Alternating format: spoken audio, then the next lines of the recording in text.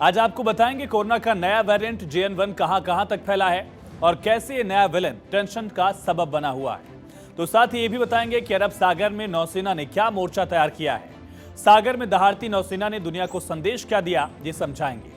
साथ ही जिन्ना की जयंती पर पाकिस्तान की एयरफोर्स की पोल कैसे खुली, पाकिस्तान एयरफोर्स का कौन सा झूठ बेनकाब हुआ, ये भी बताएंगे आपको। नए साल से पहले सबसे बात कोरोना के केस एक बार फिर से तेजी से बढ़ते जा रहे हैं, इसको लेकर इस बीच कोरोना का नया वेरिएंट JN1 तेजी से देश के अलग अलग राज्यों में पैर पसार रहा है।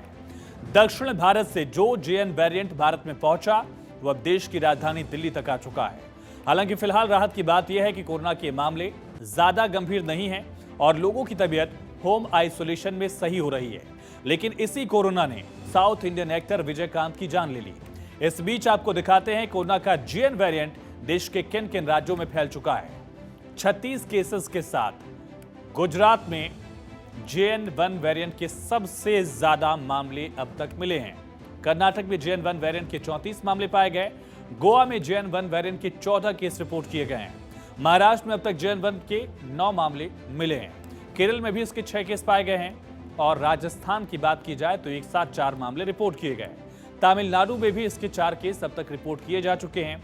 तेलंगाना में JN1 के 2 मरीजों की पुष्टि हुई और दिल्ली में भी JN1 वेरिएंट का 1 केस मिला है। अब तक की बात करें तो कोरोना के JN वेरिएंट के कुल 110 केस देश में मिल चुके हैं। इस बीच कोरोना को देखते हुए स्वास्थ्य महकमा अलर्ट मोड पर है और ट्रीटमेंट के साथ टेस्टिंग को तेज कर दिया गया है।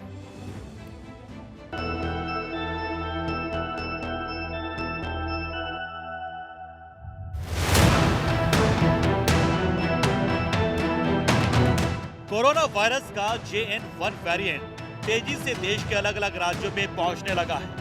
110 मामलों के साथ JN1 वेरिएंट के आंकड़े दहाई तक पहुंच चुके हैं। अब देश की राजधानी दिल्ली में भी कोरोना के इस नए रूप ने दस्तक दे दी है।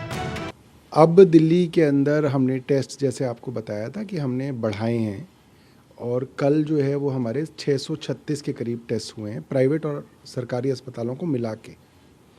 और कल 3 जीनोम सीक्वेंसिंग के रिजल्ट्स आए थे। जैसे मैंने आपको बताया था कि अब जो RT-PCR में पॉजिटिव आ रहे हैं, हम कोशिश कर रहे हैं उनकी जो है जीनोम सीक्वेंसिंग भी करा दें। तो उसमें से 2 जो है पुराना वेरिएंट था ओमिक्रॉन का, एक जो है वो ओमिक्रॉन का ही एक सब वेरिएंट है जिसको आप JN वाला बता रहे हैं। बढ़ते हुए कोरोना के साथ टेस्टिंग भी तेज हो चुकी है। इस बीच कोरोना ने चेन्नई में DMD के प्रमुख और एक्टर विजयकांत की जान ले ली।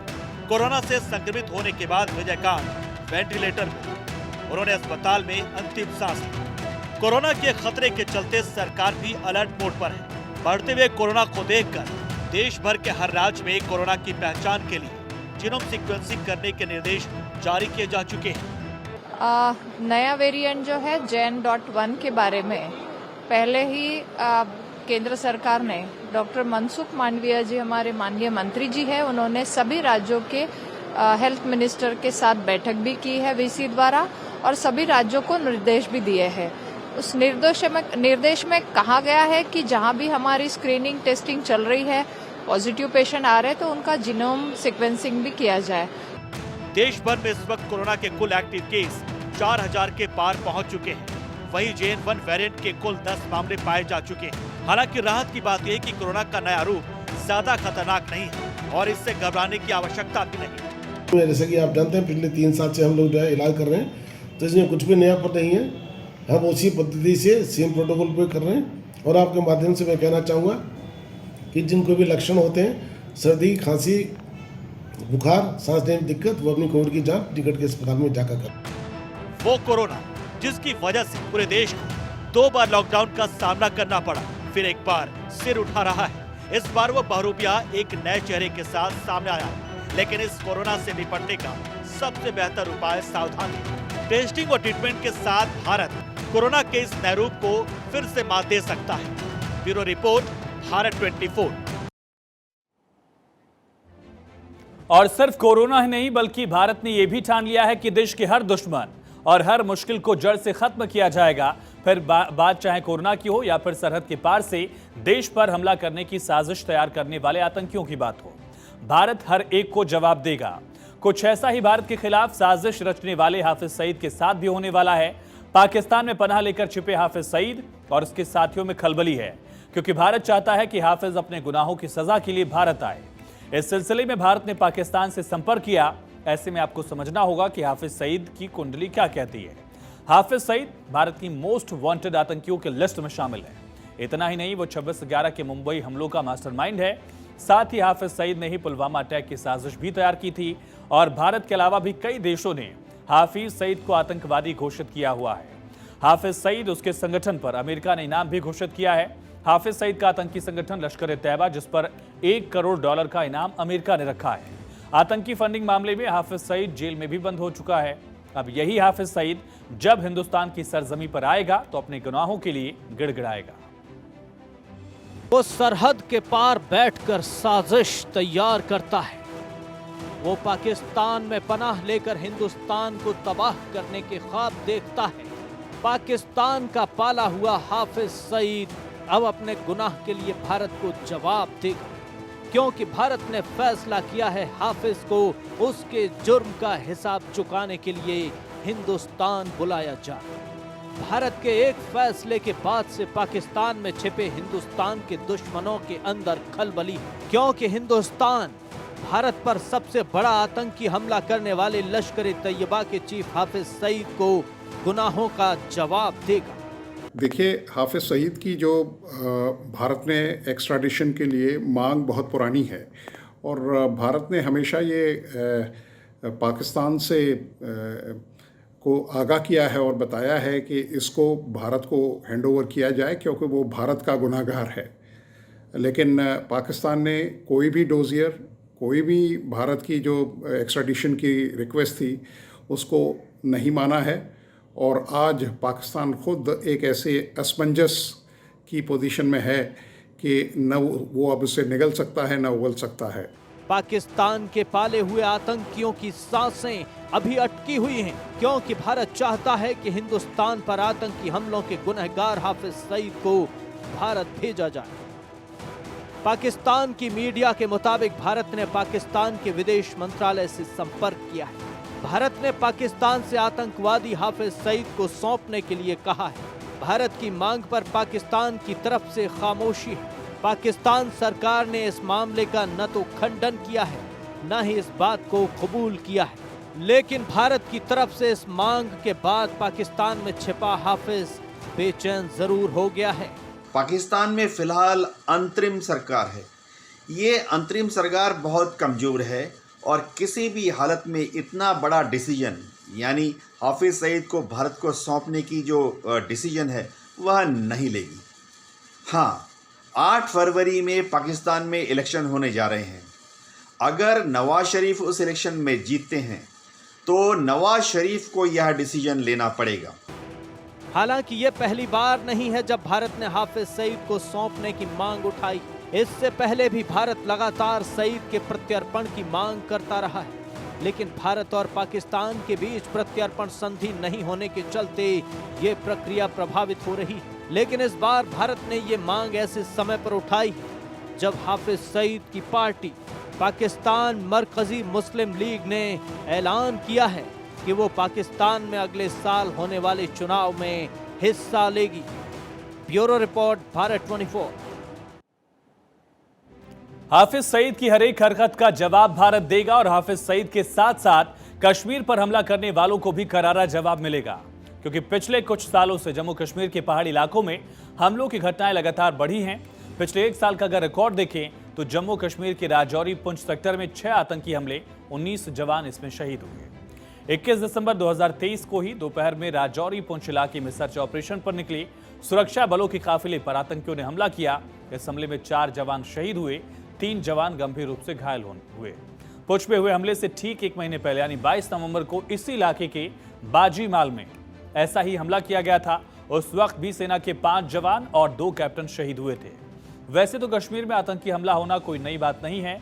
सालों से हम अखबार या टीवी में सुरक्षा बलों पर आतंकियों के हमले की खबरें सुनते रहे हैं, लेकिन ध्यान देने वाली बात यह है कि पहले इस तरह के हमले ज्यादातर दक्षिण कश्मीर यानी घाटी में होते थे। हालांकि पिछले कुछ सालों से घाटी का इलाका शांत है, जबकि पहाड़ी क्षेत्रों में ऐसी घटनाएं बढ़ी हैं। ऐसे में एक सवाल उठता है कि राजौरी और पुंछ जिले में ऐसा क्या है कि इलाका आतंकियों की पनाहगार बन जाता है। इस पूरे मामले में पीर पंजाल क्षेत्र कैसे केंद्र सरकार के लिए सबसे बड़ी चुनौती बनती है, ये भी समझिए। दरअसल जम्मू कश्मीर में आखिर पीर पंजाल है कहां? पीर पंजाल हिमालय की एक रेंज है जो पाकिस्तान अधिकृत कश्मीर से लेकर हिमाचल प्रदेश तक फैली हुई है। इस रेंज को लघु हिमालय भी कहा जाता है। यहाँ के पहाड़ 13,000 फीट ऊंचे हैं और इस इलाके में रावी, चिनाब, झेलम जैसी नदियां बहती हैं। माना जाता है कि पीर पंजाल इलाका इन पहाड़ियों को कंट्रोल करता है। इस इलाके पर कंट्रोल करने का मतलब है कि जो कंट्रोल करेगा उसके पास पूरी कश्मीर घाटी का एक्सेस होगा। पीर पंजाल में काफी घने जंगल हैं। इसके अलावा यहाँ खूब बरसात होती है। अब इस बात से तो हम सभी वाकिफ ही हैं कि कश्मीर के जरिए पाकिस्तान भारत के खिलाफ प्रॉक्सी वॉर चलाता आया है, जिसमें कश्मीर हमेशा सुलगता रहा। 2019 से पहले तक आतंकी समूह LOC से सटे राजौरी और पुंछ में पहुंचते थे और पीर पंजाल इलाके को पार करते हुए घाटी में हमला या आतंकी गतिविधियों को अंजाम देते थे। आसान भाषा में कहें तो कुछ साल पहले तक ये जिले आतंकवादियों के लिए सिर्फ कश्मीर तक पहुंचने का ट्रांजिट रूट हुआ करते थे। साल 2003 से 2004 के आसपास राजौरी और पुंछ इलाके में मिलिट्री ने काफी ऑपरेशन किए। सेना के आक्रामक सर्च ऑपरेशंस ने इन आतंकियों को बैकफुट पर ढकेला। 2019 से लेकर अब तक सर्च ऑपरेशंस में 47 आतंकियों को मारा गया है।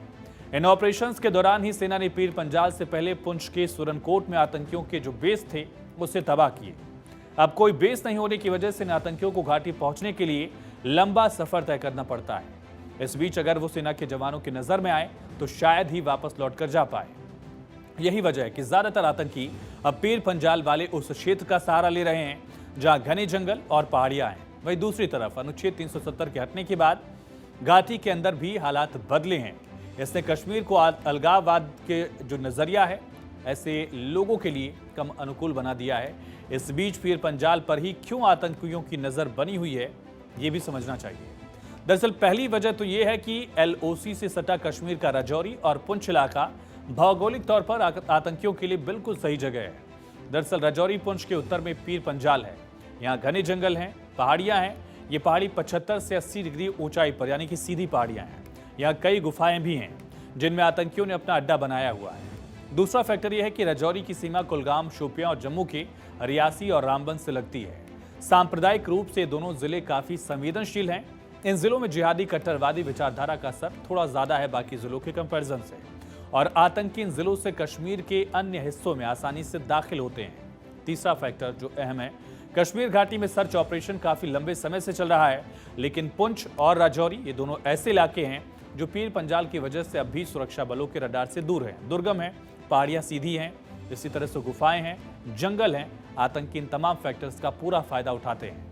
अब इन इलाकों में सेना आतंकवाद को खत्म करने के लिए कई अहम कदम उठा रही है। 24 सितंबर को सेना प्रमुख मनोज पांडे ने जवानों पर हुए हमले के बाद जम्मू कश्मीर के राजौरी और पुंछ का दौरा किया दिसंबर में।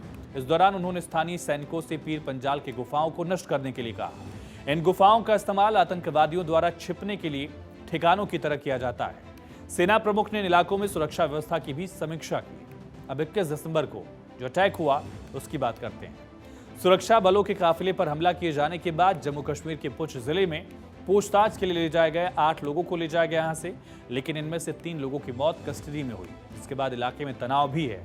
इन तीनों की मौत के बाद सेना ने कहा कि इस मामले में जांच के लिए सेना तैयार है और भारतीय सेना जांच में पूरा सहयोग भी करेगी। साथ ही जम्मू कश्मीर प्रशासन ने इन तीनों मृतकों के परिवार वालों को मुआवजा और नौकरी का ऐलान भी किया। हालांकि अभी तक मौत कैसे हुई इसकी कोई जानकारी नहीं दी गई है, लेकिन इसको लेकर कुछ सैन्य स्तर पर भी कार्रवाइयां दिखी हैं।